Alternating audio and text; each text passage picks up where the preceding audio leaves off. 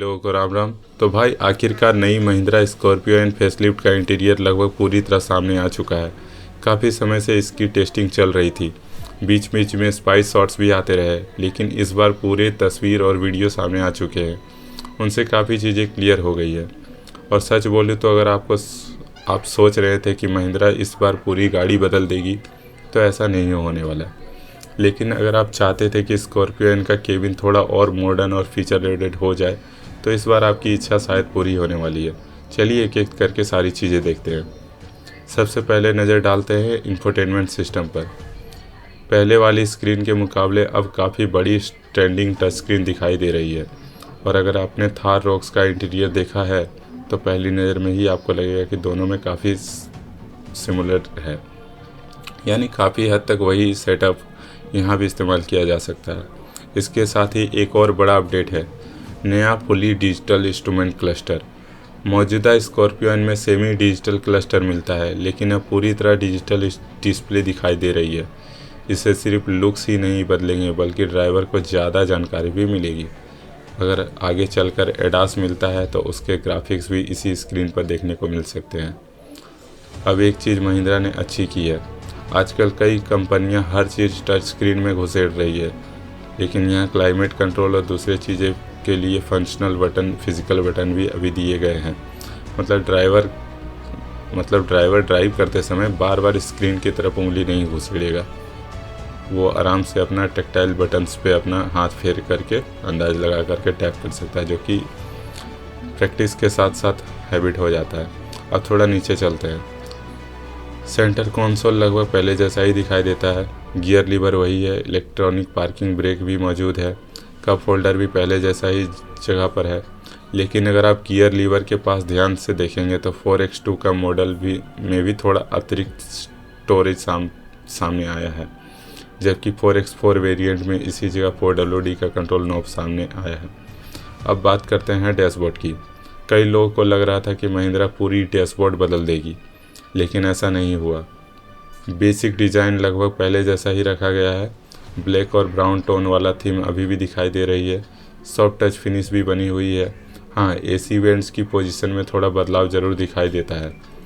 बड़ी स्क्रीन की वजह से उनका लेआउट थोड़ा अलग कर दिया गया है, यानी जिसने पहले स्कॉर्पियो चलाई है उससे बैठते ही सब कुछ नया नहीं लगेगा, लेकिन इतना ज़रूर लगेगा कि केबिन पहले से ज़्यादा मॉडर्न हो गया है।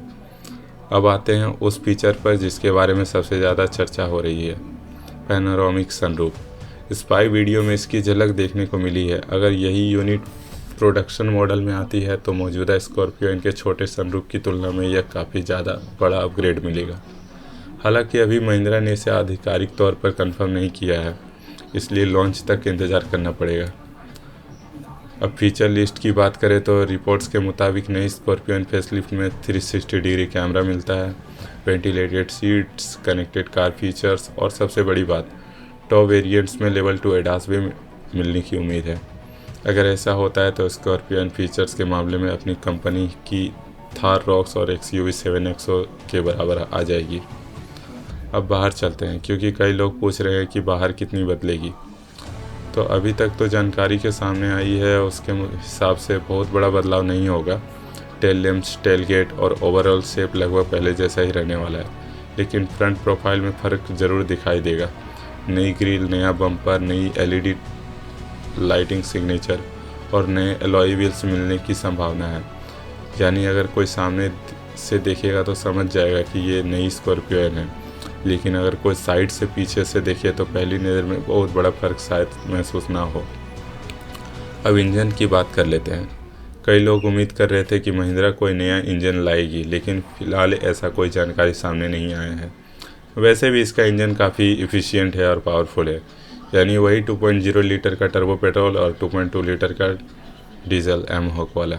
मैनुअल गियर बॉक्स रहेगा, टॉर्क कन्वर्टर ऑटोमेटिक भी रहेगा और 4WD का विकल्प भी जारी रहने की संभावना हो सकती है। हाँ, अगर महिंद्रा इंजन की ट्यूनिंग में थोड़ा बदलाव करती है तो उसकी जानकारी लॉन्च के समय मिलेगी। अब सबसे बड़ा सवाल, क्या सिर्फ फीचर अपडेट से स्कॉर्पियो और ज़्यादा बिकेगी?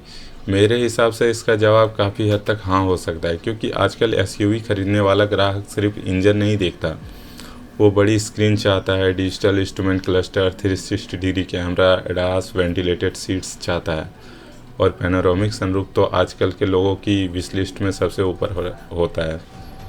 अगर महिंद्रा ये सारे फीचर सही कीमत पर देते हैं तो स्कॉर्पियो की डिमांड और मजबूत हो सकती है।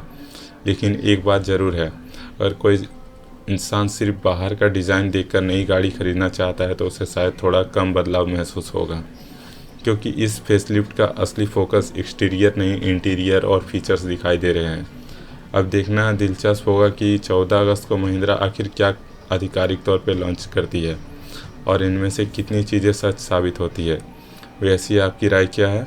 अगर आपको नई स्कॉर्पियो खरीदनी हो तो क्या आप सिर्फ पैनोरामिक सनरूफ, बड़ी स्क्रीन और एडास के लिए फेसलिफ्ट का इंतज़ार करेंगे या फिर अभी वाली स्कॉर्पियो भी आपके लिए बिल्कुल सही होगी? नीचे कमेंट करके अपना राय ज़रूर बताइए। अगर वीडियो पसंद आई हो तो वीडियो को लाइक, चैनल को सब्सक्राइब और अपने मुताबिक जो करना होगा कर देना भाई। बेल आइकन दबाना होगा तो दबा देना, क्योंकि नेक्स्ट वीडियो अगर डालूंगा तो उस समय देख पाओगे। अदरवाइज़ सब्सक्रिप्शन लिस्ट में तो मेरा चैनल रहेगा ही, सब्सक्राइब कर लेना, बस यही बोलूँगा। मिलते हैं अगले वीडियो में, तब तक के लिए अपना ध्यान रखिएगा। धन्यवाद।